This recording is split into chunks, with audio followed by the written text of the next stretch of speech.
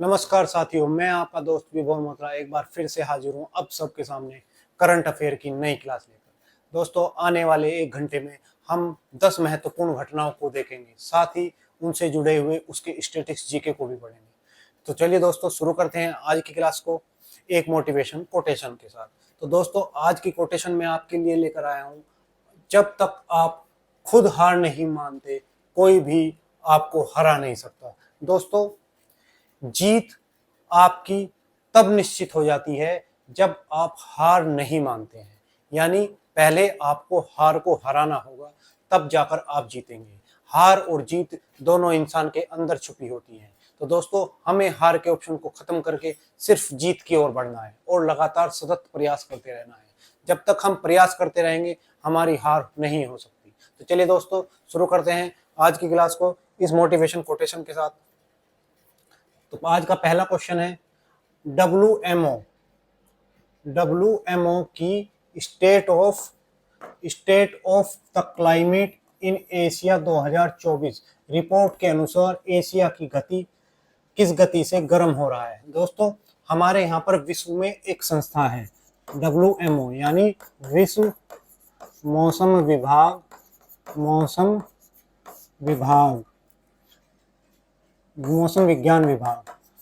विज्ञान विभाग एक संस्था है जो हमारे पूरे विश्व में जो मौसम संबंधी घटनाओं हो उनका अध्ययन करती है। तो इसी ने हाल ही में एक रिपोर्ट निकाली है। इस रिपोर्ट का नाम है स्टेट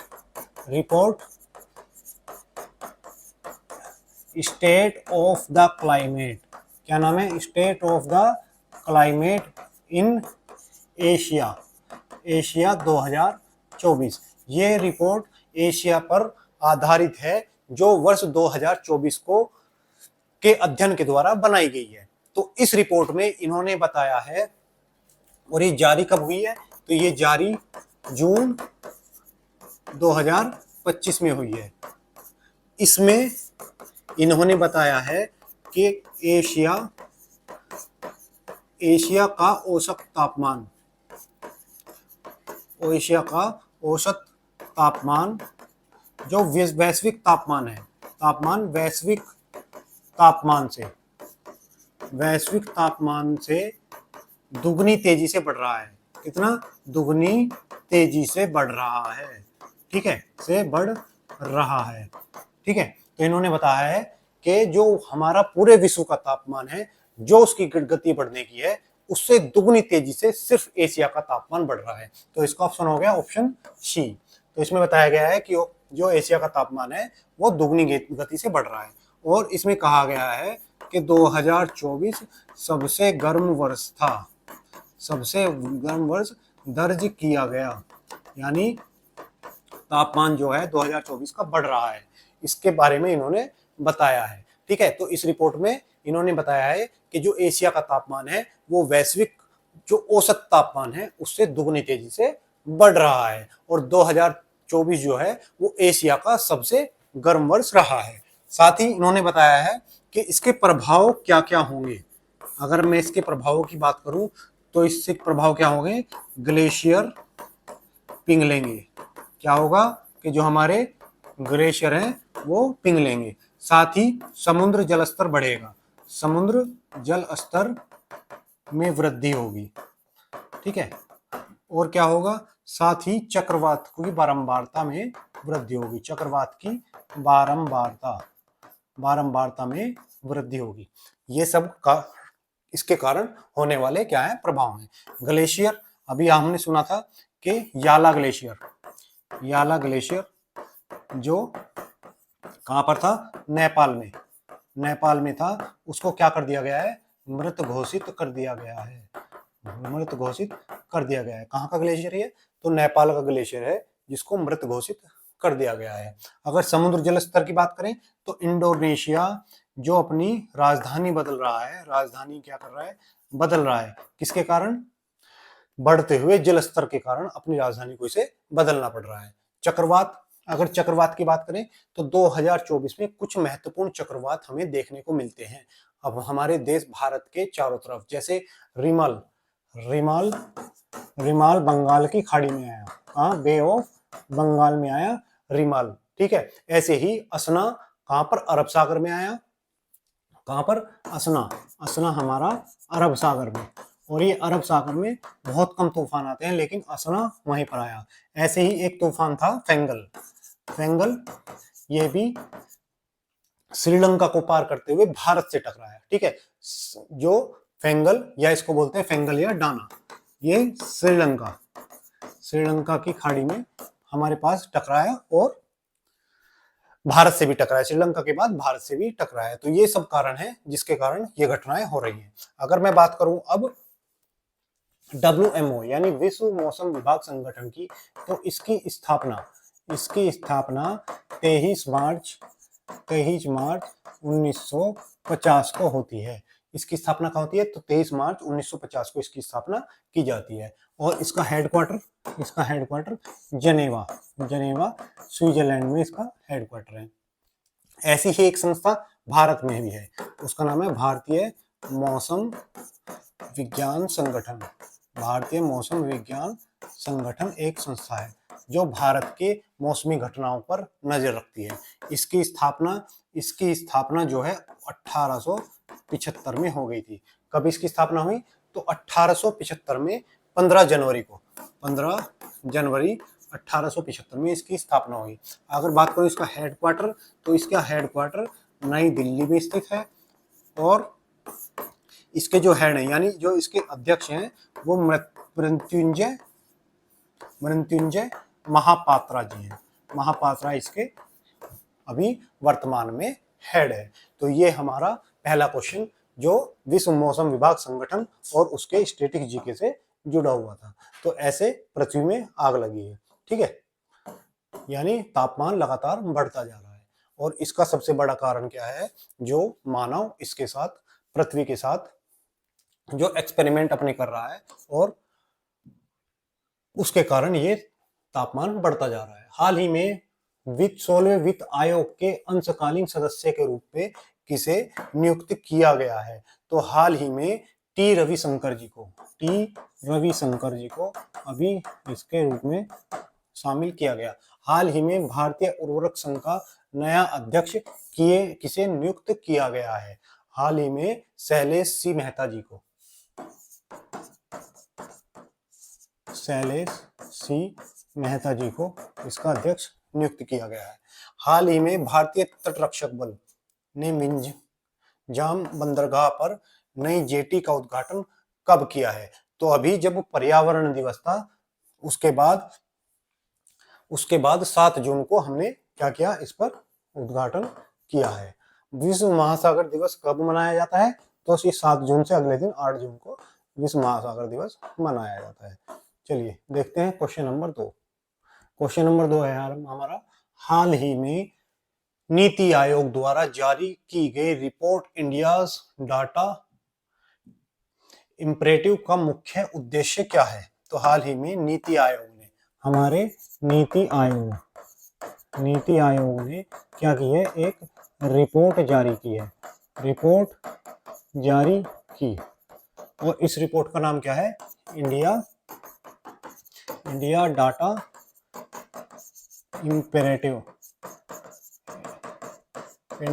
इम्परेटिव नाम से एक रिपोर्ट जारी की है। दरअसल NITI Aayog future front report निकालता है। कौन सी, फ्यूचर फ्रंट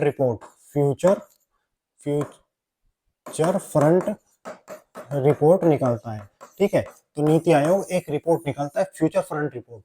इस बार इसका तीसरा संस्करण इसने निकाला है, तीसरा संस्करण फ्यूचर फ्रंट रिपोर्ट का तीसरा संस्करण नीति आयोग ने निकाला है, जिसका शीर्षक है इंडियाज डाटा इम्पेरेटिव, यानी इंडियाज डाटा इम्पेरेटिव इसका शीर्षक है। तो इस रिपोर्ट का क्या है, ये शीर्षक इंडियाज डाटा इम्पेरेटिव। और इसमें कहा गया है कि जो शासन में, देश में डिजिटल भुगतान को बढ़ावा देना, शासन में गुणवत्तापूर्ण डेटा की आवश्यकता पर जोर देना। इसका उद्देश्य क्या है कि शासन में गुणवत्तापूर्ण डेटा की आवश्यकता पर जोर देना इसका उद्देश्य है, ठीक है। इसका उद्देश्य क्या है कि जो हमारे गवर्नेंस है, यानी जो हमारे गवर्निंग बॉडी है उनकी प्रणाली को सुदृढ़ बनाना। भारत के उद्देश्य क्या होगा इसका? इसका उद्देश्य भारत के डिजिटल गवर्नेंस को सुदृढ़ करना इसका उद्देश्य है। ठीक है, तो ये इसका उद्देश्य हो गया। अगर मैं नीति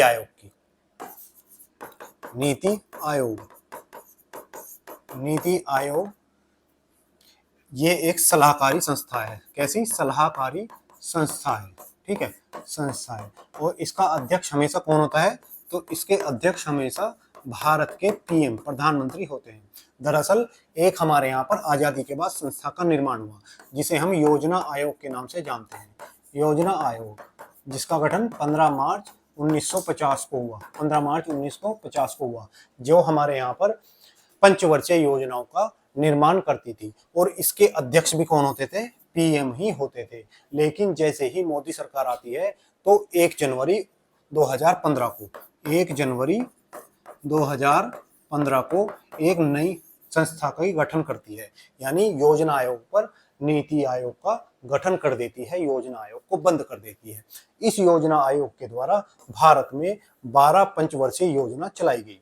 इस योजना आयोग के द्वारा भारत में 12 पंचवर्षीय योजना चलाई गई हैं।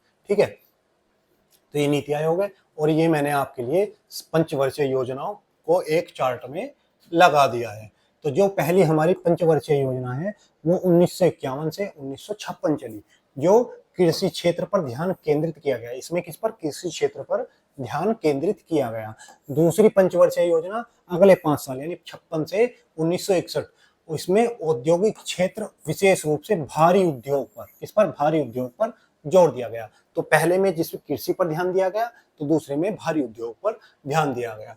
तीसरी पंचवर्षीय योजना में अर्थव्यवस्था के आत्मनिर्भरता पर बाद 1966 से 69 तक इस दौरान कोई भी पंचवर्षीय योजना नहीं आई, और इसे हम क्या जानते हैं? योजना अवकाश। तो हमेशा यह सवाल पूछा जाता है कि पहला योजना अवकाश कब से कब तक था? तो 1966 से 1969 तक था। चौथी पंचवर्षीय योजना 69 से 74 स्थिरता पर ध्यान दिया गया। पांचवी 74 से 80 तक, और छठी योजना 80 से 85 तक रही। ठीक है, 80 से 85 तक रही। सातवीं 85 से 90। उसके बाद वार्षिक योजनाएं, यानी साल दर साल के आधार पर योजनाएं शुरू की गई, लेकिन यानी इस दौरान कोई पंचवर्षीय योजना नहीं आई। इसे हम दूसरे अवकाश के तौर पर जानते हैं। फिर 8वीं, 9वीं, 10वीं, 11वीं, 12वीं, और 12वीं जो योजना थी 2017 में थी। तब तक हमारे यहाँ पर 1 जनवरी 2015 को किसका गठन हो गया था? तो नीति आयोग का गठन हो गया था। नीति आयोग का गठन हो गया था।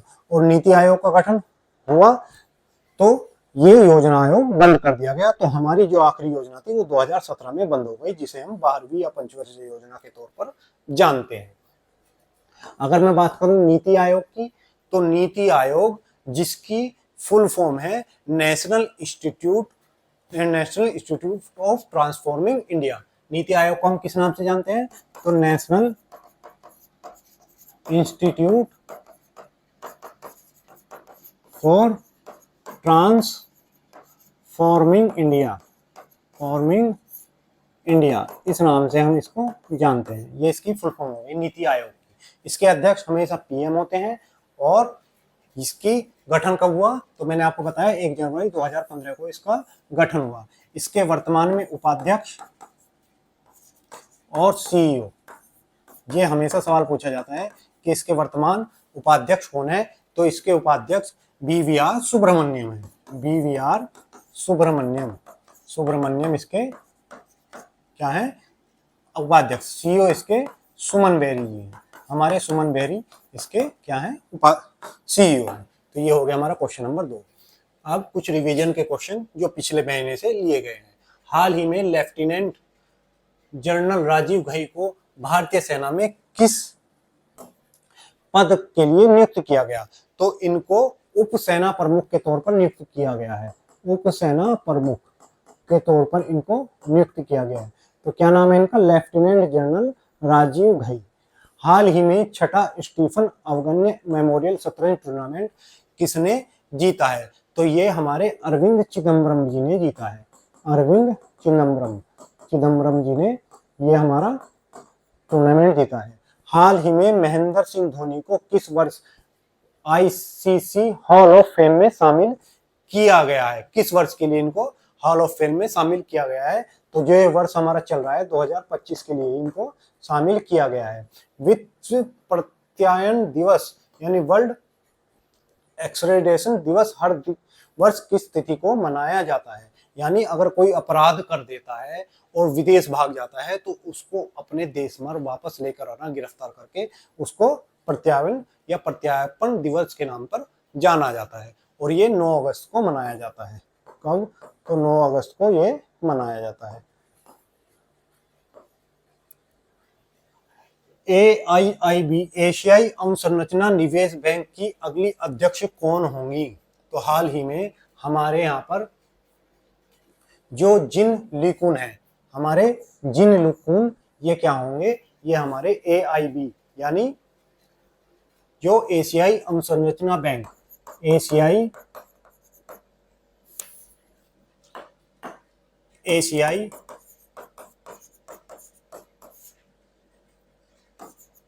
अवसंरचना निवेश बैंक के क्या होंगे? ये अध्यक्ष होंगे। अध्यक्ष, इनका नाम क्या है? जिन लीकुन इनका नाम है। ये चाइना के पूर्व वित्त मंत्री रह चुके हैं। तो ये क्या है? जिन लीकुन चीन की पूर्व वित्त मंत्री हैं, वित्त मंत्री रह चुकी हैं। ठीक है, तो चीन की पूर्व वित्त मंत्री कौन है? तो जिन लीकुन रह चुकी हैं। अभी इनको एशियाई अवसंरचना निवेश बैंक का अध्यक्ष के तौर पर नियुक्त किया गया है। इनका कार्यकाल 26 जनवरी 2016 से शुरू होगा। तो इनका कार्यकाल जो है, 16 जनवरी 2026 से शुरू होगा इनका कार्यकाल। और अगर बात करूं एशियाई अवसंरचना बैंक की, तो इसका हेडक्वार्टर कहां पर है? तो इसका हेडक्वार्टर बीजिंग चीन में इसका हेडक्वार्टर है। और इसकी स्थापना की बात करूं तो इसकी स्थापना 2016 में हुई और इसके सदस्य 10 इसके सदस्य हैं, जबकि भारत भी इसका सदस्य है। ठीक है, तो ये हो गई हमारी इसके बारे में पूरी जानकारी। अब अगर मैं बात करूं कि हाल ही में जो हमारे बैंक हैं उनके वर्तमान में अध्यक्ष कौन कौन हैं, जैसे वर्ल्ड बैंक, IMF और एशियन डेवलपमेंट बैंक, हमारा RBI, ठीक है, तो इनके, और न्यू डेवलपमेंट बैंक NDB, इनके अध्यक्ष कौन है? जैसे वर्ल्ड बैंक के अजय बंगा जी हैं, IMF के क्रिस्टीना जॉर्जीवा हैं, ADB के मसाता कांडो और RBI के हमारे संजय मल्होत्रा जी हैं, और न्यू डेवलपमेंट बैंक के डिल्मा रोसेफ नई न्यू डेवलपमेंट बैंक यानी इसके क्या हैं? अध्यक्ष हैं। तो चलिए, यह हो गया AIB। और अब क्वेश्चन कुछ पुराने करंट के, जो हमारे रिवीजन के लिए बहुत महत्वपूर्ण है। तो इसमें पहला क्वेश्चन है, सतपाल भानु को किस कंपनी का अंतरिम CEO और MD नियुक्त किया गया? तो सतपाल भानु को किस कंपनी का अंतरिम CEO और MD नियुक्त किया गया है? तो अभी इन्हें LIC का अंतरिम CEO और MD के रूप में नियुक्त किया गया है। हाल ही में 2025 इंडोनेशिया ओपन किसने जीता? तो एडवर्ड स्मिथ ने टूर्नामेंट जीता। हाल ही में सेना प्रमुख उपेंद्र द्विवेदी ने किस स्थान पर IBX तराना 88.4 FM लॉन्च किया है? तो यह हमारा ज्योतिर्मठ कहाँ पर है? तो उत्तराखंड में इसको चालू किया है। हाल ही में तमिलनाडु सरकार ने धनुषकोडी को किस अवसर पर ग्रेटर फ्लेमिंगो अभयारण्य घोषित किया है?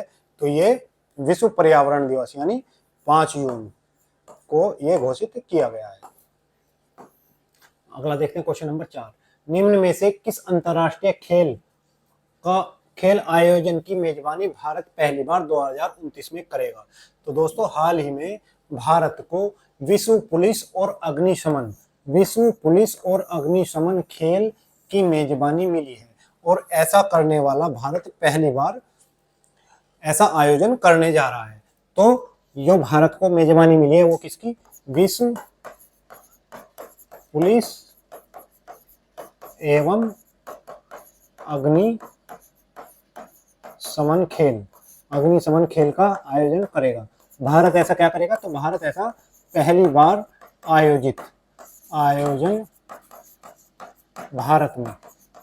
आयोजन भारत में होगा। ठीक है, और आयोजन कहाँ हो रहा है? तो ये गुजरात में, गुजरात के 3 शहरों में, एक अहमदाबाद प्लस गांधीनगर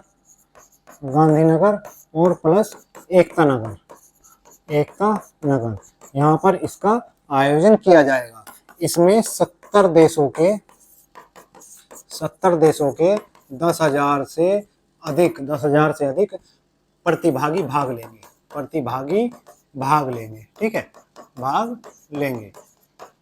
ठीक है, तो इतने लोग इसमें भाग लेंगे। ठीक, और इसका आयोजन भारत में पहली बार किया जा रहा है। अहमदाबाद, गांधीनगर और एकता नगर में इसका आयोजन किया जाएगा।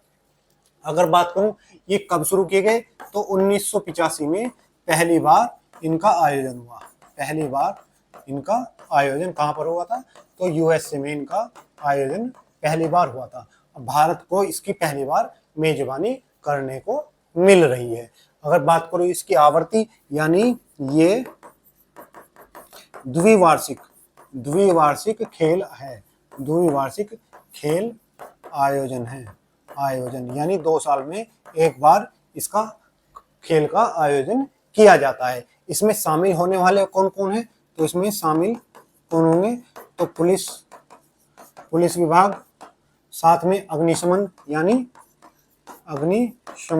जो हमारे फायर ब्रिगेड वाले होते हैं वो शामिल होंगे। साथ ही इसमें सीमा शुल्क विभाग है उसके अधिकारी या उसके कर्मचारी शामिल होंगे। और जो हमारा सेवा जो सुधार क्षेत्र है उसके भी सुधार विभाग, उसके भी अधिकारी इसमें भाग लेंगे। ठीक है, तो ये सब लोग इसमें भाग लेने वाले हैं। चलिए अब देखते हैं अगला क्वेश्चन। उससे पहले हम एक बार देख लेते तो आयोजन कहाँ पे हो रहा है? तो आयोजन हो रहा है इसका गुजरात में। तो एक बार हम गुजरात को देख लेते हैं। गुजरात जिसकी तटीय सीमा भारत में सबसे अधिक है, यानी समुद्र से सीमा साझा करने वाला सबसे बड़ा राज्य कौन सा है? तो वो गुजरात है। गुजरात की सबसे लंबी तटीय सीमा है भारत में। ठीक है, इसके एक बॉर्डर कहाँ से मिलता है? तो इसका एक बॉर्डर पाकिस्तान से मिलता है और एक सीमा इसकी राजस्थान से, एक एमपी से, एक महाराष्ट्र से। ठीक है, महाराष्ट्र से, तो यहाँ से इसकी सीमा मिलती है। अगर बात करूँ इसकी राजधानी की, तो राजधानी इसकी गांधीनगर है। गांधीनगर इसकी राजधानी। इसके सीएम भूपेंद्र पटेल इसके सीएम हैं। और इसके राज्यपाल कौन है? तो राज्यपाल इसके आचार्य देवव्रत हैं। आचार्य देवव्रत जी क्या है? इसके राज्यपाल हैं। और अगर इसकी बात करूं मैं लोक नृत्य यहाँ पर कौन कौन से हैं? लोक नृत्य यहाँ पर गरबा, डांडिया, भवई। ठीक है, गरबा, डांडिया, भवई और साथ में इसके रासलीला और लास्या पनहारी। रासलीला और लास्या पनिहारी, ये क्या है? इसके लोक नृत्य हैं। यहाँ की भाषा गुजराती है। और अगर मैं बात करूं यहाँ के नेशनल पार्क्स की, यानी यहाँ पर राष्ट्रीय उद्यान कौन कौन से हैं? तो राष्ट्रीय पार्क कौन से हैं यहाँ पर? एक तो गिर national park, marine national park, Kutch की खाड़ी, कच्छ, वसंदा, वेलावदार और ब्लैक बग। ये क्या है, यहाँ पर नेशनल पार्क है। ठीक है, तो ये पूरी जानकारी हमारी गुजरात के बारे में। चलिए अब इसके कुछ रिवीजन के क्वेश्चन। हाल ही में भारतीय भाषाओं को शासन में बढ़ावा देने के लिए किसने भारतीय भाषा अनुभाग लॉन्च किया है?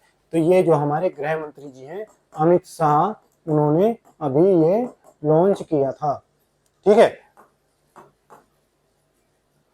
विश्व मस्तिष्क ट्यूमर दिवस कब मनाया जाता है? तो जब हमारा विश्व महासागर दिवस है तभी मनाया जाता है, 8 जून। हाल ही में संयुक्त राष्ट्र महासभा ने 2026-27 के लिए सुरक्षा परिषद के कितने गैर स्थायी सदस्यों को चुना है? तो इन्होंने 5 को चुना है। और कुल गैर अस्थायी सदस्य यानी अस्थायी सदस्य कितने हैं? तो 10 होते हैं, 10 में से 5 को चुना गया है। हाल ही में 26-27 के कार्यकाल के लिए चुने गए यूएनएससी के नए अस्थायी सदस्य कौन से हैं? यानी इन 5 के नाम पूछ रहा है। तो इन 5 में कौन कौन से हैं? तो एक बहरीन जो एशिया से हो गया, उसके बाद कोलंबिया हमारा साउथ अमेरिका से हो गया, कॉन्गो अफ्रीका से हो गया, और एक हमारा एस्टोनिया पूर्वी यूरोप से, और एक हो गया हमारा आइबेरिया।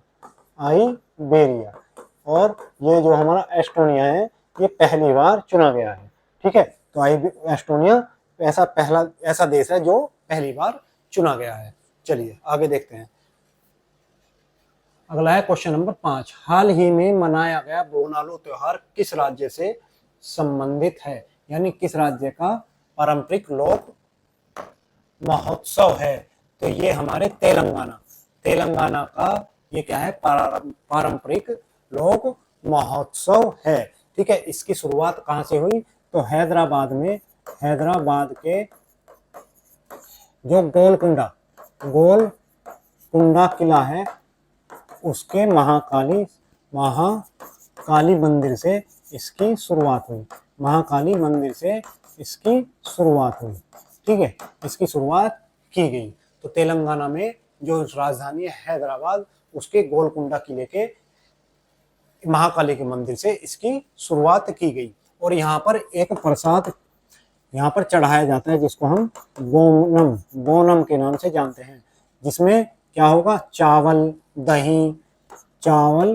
दही और गुड़ और नीम के पत्तों का ये क्या है, एक भोग इसे तैयार किया जाता है, जिसको बोनम के नाम से जानते हैं। ठीक है, तो ये कहाँ का त्योहार होगा? तेलंगाना का।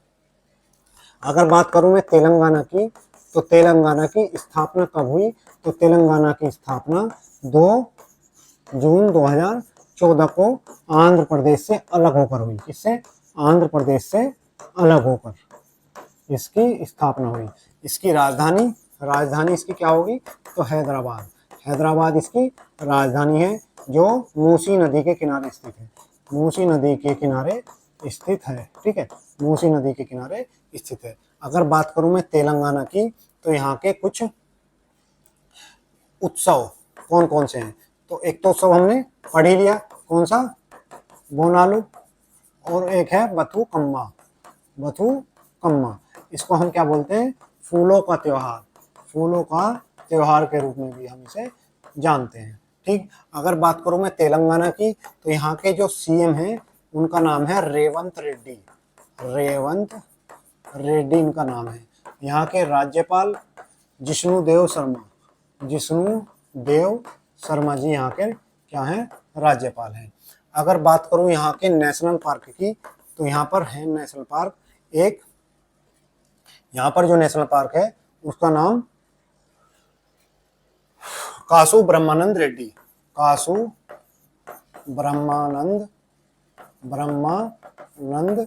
रेड्डी और वनास्थली और महावीर हरिना देव, क्या बोलते हैं इसको? महावीर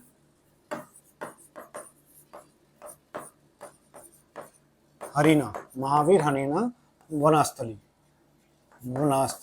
इस नाम से ये जाना जाता है।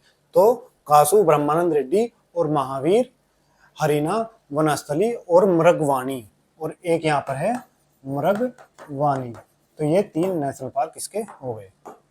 चलिए, तो ये रहा हमारा तेलंगाना। अगर बात करें तेलंगाना की, तो ये क्या है, इसमें इस त्योहार में स्त्रियां ही पार्टिसिपेट करती हैं, यानी भाग लेती हैं। तो तेलंगाना हमारा ये रहा। और तेलंगाना का बॉर्डर किससे, आंध्र प्रदेश इससे अलग हुआ, सब बॉर्डर साझा होता है, छत्तीसगढ़, महाराष्ट्र, कर्नाटक, तो ये इसका बॉर्डर साझा करते हैं। चलिए, क्वेश्चन नंबर, अच्छा, हाल ही में TCL इंडिया ने किस भारतीय क्रिकेटर को लगातार दूसरे वर्ष के लिए अपना ब्रांड एम्बेसडर नियुक्त किया है? जो TCL है उसने अपना ब्रांड एम्बेसडर किसे नियुक्त किया है? तो रोहित शर्मा जी को नियुक्त किया है। रोहित शर्मा, इनको क्या किया गया है, इसका ब्रांड एम्बेसडर नियुक्त किया गया है। हाल ही में 34 भारत मध्य एशिया वार्ता की अध्यक्षता किसने की? तो हमारे विदेश मंत्री एस जयशंकर ने की। ठीक है, एस जयशंकर ने की। हाल ही में किस रिजर्व में 50 हाथियों को मारने की अनुमति थी? तो जिम्बाब्वे के एक रिजर्व जिसका नाम है सेव वैली, इस रिजर्व में इनको मारने की क्या दी गई है, परमिशन दी गई है, क्योंकि यहाँ पर जो हाथियों की जनसंख्या है वो यहाँ की जो व्यवस्था है रखने की उससे ज्यादा हो चुकी है। हाल ही में डेल्टा ने किसे अपनी नई high school personal care of brand ambassador नियुक्त किया है? तो ये MSD यानी महेंद्र सिंह धोनी जी को किया गया है। मध्य प्रदेश के सरकारी स्कूलों में ऑनलाइन अटेंडेंस दर्ज करने के लिए किस प्लेटफॉर्म का उपयोग किया गया है? अभी हमारे यहाँ क्या है कि जो सरकारी टीचर हैं वो लेट सेट पहुंचते हैं, आधा काम अपना करते हैं या अपने स्थान पर किसी और को भेज देते हैं। तो इन सब अनियमितताओं को दूर करने के लिए MP सरकार ने इसके लिए एक बड़ा कदम उठाया है। तो इसमें इन्होंने एक क्या किया है, हमारे शिक्षक प्लेटफॉर्म लॉन्च किया है, जिसमें जो भी अध्यापक हैं उनको स्कूल में जाके क्या करना पड़ेगा, 1 जुलाई 2025 से अपना फिंगरप्रिंट लगाना होगा। ठीक है, क्या करना होगा, तो 1 जुलाई 2025 से अनिवार्य कर दिया गया है। कहाँ पर, MP में अनिवार्य कर दिया गया है, जिसमें स्कूल समय के 1 घंटे के भीतर, यानी अगर 8 बजे से क्लासें चल रही है तो उसके 1 घंटे के भीतर अपनी उपस्थिति दर्ज करनी होगी। कैसे उपस्थिति दर्ज करनी होगी? फिंगरप्रिंट द्वारा अपनी उपस्थिति दर्ज करनी होगी। और दूसरा, स्कूल छुट्टी के टाइम आधा घंटे में अपनी उपस्थिति दर्ज कर सकते हैं। अगर कोई 1 घंटे में अपनी उपस्थिति दर्ज नहीं करा पाता है, उससे बाद में कराता है, तो उसकी आधे दिन की सैलरी गई। तो ये बड़ा अच्छा कदम है, ठीक है, शिक्षा को बेहतर बनाने के लिए। ठीक है, अगर मैं बात करूं MP की, तो MP मैप में देख लेते हैं। ये है हमारा MP,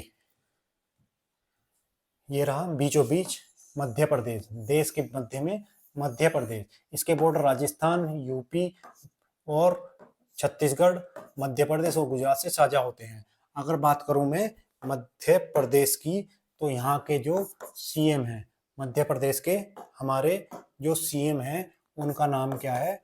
तो उनका नाम है मोहन यादव। यहाँ के क्या है? मुख्यमंत्री हैं। मोहन यादव यहाँ के मुख्यमंत्री हैं। राज्यपाल मंगू भाई इनके क्या हैं? राज्यपाल हैं। अगर बात करूं मैं MP की, तो MP में कुछ नेशनल पार्क पाए जाते हैं। जैसे नेशनल पार्क कौन कौन से यहाँ पर? तो सतपुड़ा हो गया, पेंच हो गया, बांधवगढ़, पन्ना और कान्हा। बांधवगढ़, पन्ना और कान्हा, यहाँ पर क्या हो गए? ये नेशनल पार्क हो गए। चलिए, क्वेश्चन नंबर 6। अच्छा, हाल ही में गुजरात के कच्छ में हड़प्पा सभ्यता के कितने वर्ष पूर्व के मानव बस्तियों के साक्ष्य मिले हैं? तो अभी 5000 वर्ष पूर्व। के साक्ष्य मिले हैं। हाल ही में जारी रिपोर्ट के अनुसार पश्चिमी यूरोप में डिप्थीरिया का सबसे बड़ा प्रकोप कितने साल का, तो 70 साल में सबसे बड़ा प्रकोप दर्ज किया गया है। हाल ही में भारत में रक्षा संपदा का नया महानिदेशक जर्नल ऑफ डिफेंस एसेट्स किसे नियुक्त किया गया है, तो जो हमारा हाल ही में नियुक्त किए गए हैं वो है शैलेंद्र नाथ गुप्ता। शैलेंद्र नाथ गुप्ता को क्या है, नियुक्त किया गया है। हाल ही में वनडे क्रिकेट से संन्यास लेने वाले ग्लेन मैक्सवेल कहाँ के हैं, तो ये ऑस्ट्रेलिया के हैं।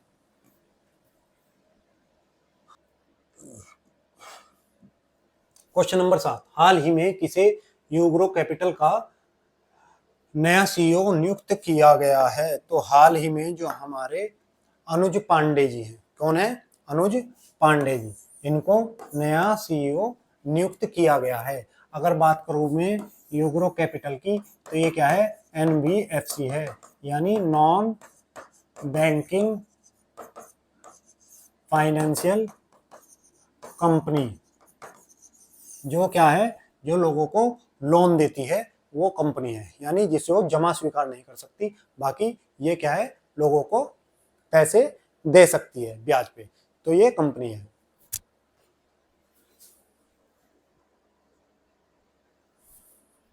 ठीक है, तो नॉन बैंकिंग फाइनेंशियल कंपनी है,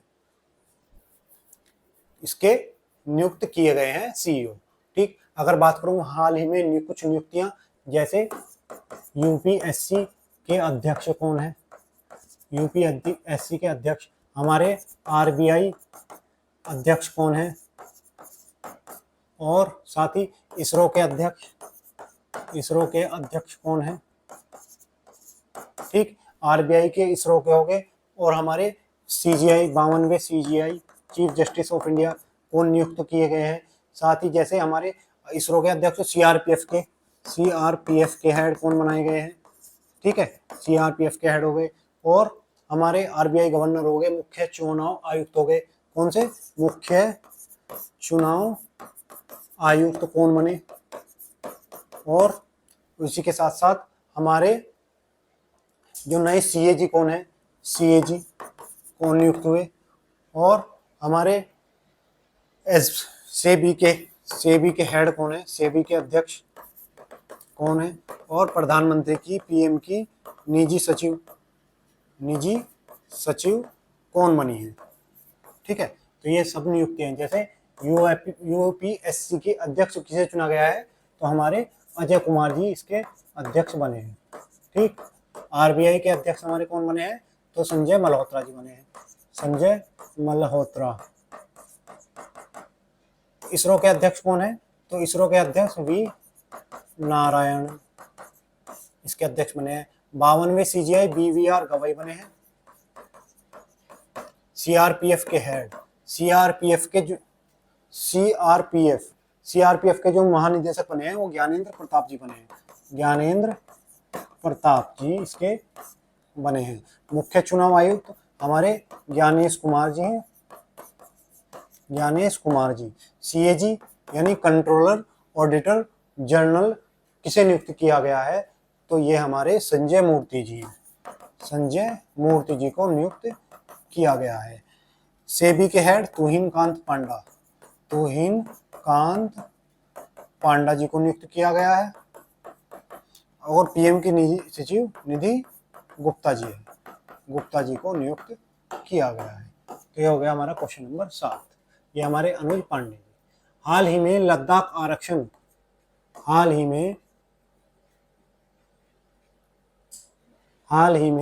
लद्दाख आरक्षण संशोधन विनियम 2025 के तहत स्थानीय निवासियों को नौकरियों में कितने प्रतिशत आरक्षण दिया गया है, तो 85% का आरक्षण दिया गया है। हाल ही में विकसित परियोजना बांके बिहारी कॉरिडोर कहाँ पर है, तो ये यूपी में है। किस शहर में हाल ही में भारत की तेंदुआ राजधानी, तो बंगलुरु को घोषित किया गया है। हाल ही में global data centre market comparison 2025 की रिपोर्ट के अनुसार निर्माणाधीन डेटा सेंटर क्षमता में मुंबई को वैश्विक रैंक क्या है, मतलब विश्व में कौन सा स्थान इसको मिला है, तो मुंबई को हमारे यहाँ पर 6ठा स्थान मिला है। क्वेश्चन नंबर 8, हाल ही में आईएमएफ ने किस भारतीय डिजिटल भुगतान प्रणाली को वैश्विक ब्लूप्रिंट के रूप में सराहा है? तो हमारी जो यूपीआई है, यूनिफाइड पेमेंट इंटरफेस, क्या यूनिफाइड पेमेंट इंटरफेस जो है, इसको क्या किया गया है? डिजिटल भुगतान प्रणाली के लिए वैश्विक ब्लूप्रिंट के रूप में सराहा है। साथ ही आईएमएफ ने कहा है कि विकासशील देशों को इसे अपनाना चाहिए। विकासशील देशों को इसे अपनाना चाहिए, ठीक है, अपनाना चाहिए, ऐसी बात भी इन्होंने कही है। यूपीआई कौन बनाता है? तो NPCI, national payment corporation of India द्वारा यूपीआई को लॉन्च किया गया, या इसके अधीन ये संस्था इस पर निगरानी रखती है, ठीक है। इसने बताया है, आईएमएफ ने ये भी बताया है कि यूपीआई को वैश्विक मॉडल बताया गया है, यानी आईएमएफ ने यूपीआई को वैश्विक मॉडल बताया है, वैश्विक मॉडल बताया है, और इन्होंने कहा है कि विकासशील देशों को इसे अपनाना चाहिए। तो यूपीआई किसके द्वारा लॉन्च किया गया? तो ये 2016 में एनपीसीआई द्वारा 2016 में लॉन्च किया गया, ठीक है। और ये हर साल के, ये 2025 के हर महीने में 13 अरब, ये 2025 के हर महीने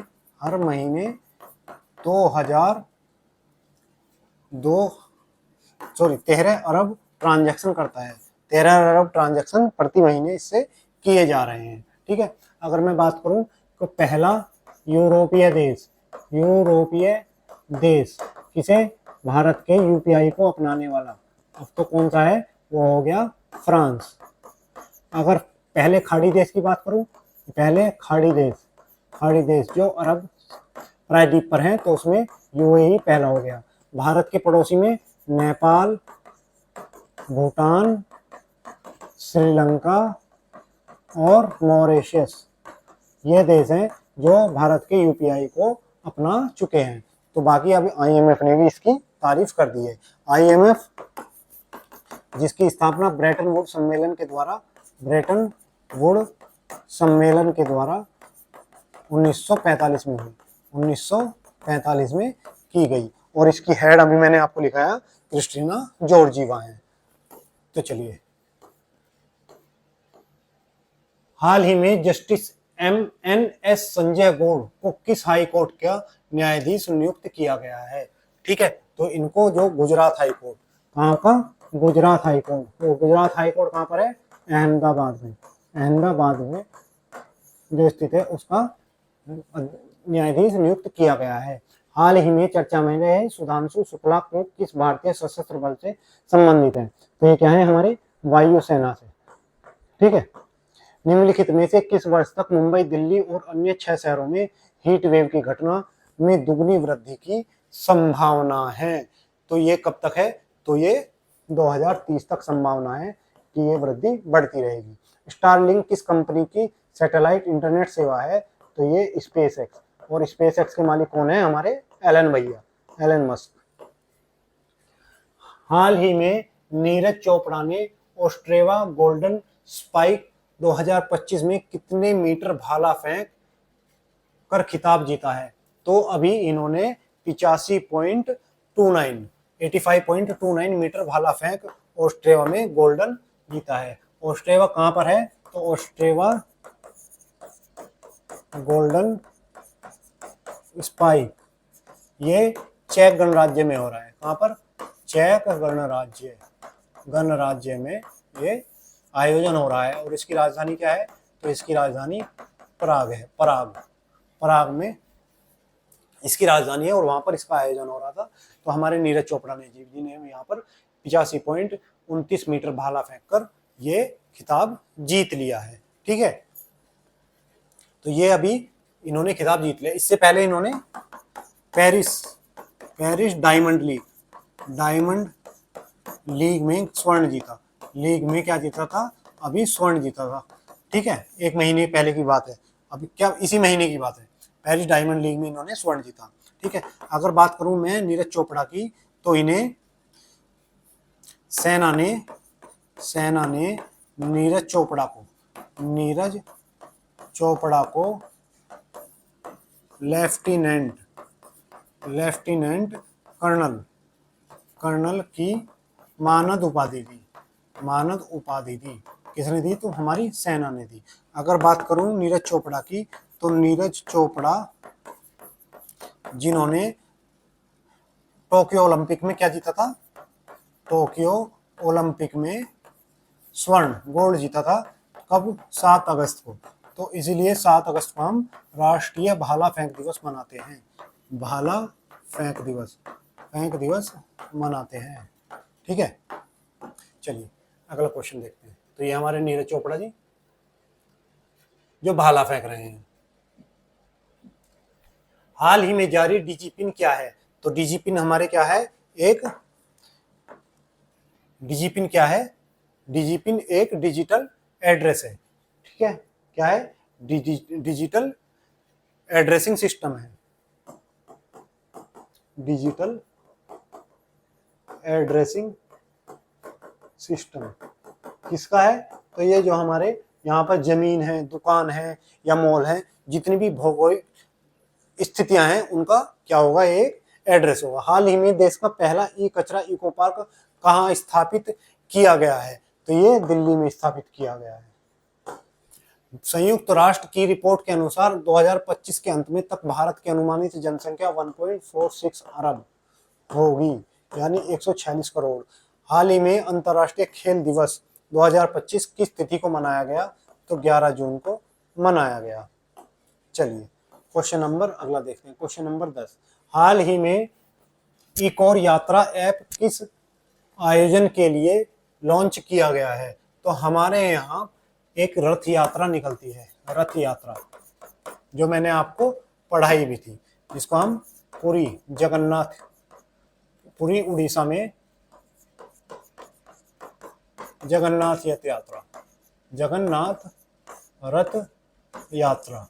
तो यहाँ पर जाने वाले श्रद्धालुओं के लिए हमने एक इको यात्रा ऐप शुरू किया है। तो इसका ऑप्शन हो गया बी। ठीक है, तो ये ऐप शुरू किया गया है। जो यहाँ से लोग जा रहे हैं उनके जाने के लिए ये ऐप शुरू किया गया है। तो यह रथ यात्रा के लिए शुरू किया गया है। ठीक है, पूरी उड़ीसा में जो रथ यात्रा होती है उसके लिए शुरू किया गया है। तो ये थी हमारी आज की क्लास, जिसमें हमने 10 महत्वपूर्ण क्वेश्चन तथा उनसे जुड़े स्टैटिक्स जीके को पढ़ा। दोस्तों, आपके व्यूज बहुत आते हैं लेकिन लाइक बहुत कम आते हैं। दोस्तों, आप पढ़ रहे हो तो हमारे मोटिवेशन के लिए इस लाइक के बटन को भी दबा दिया करो। तो चलिए दोस्तों, आज की क्लास यहीं तक। धन्यवाद।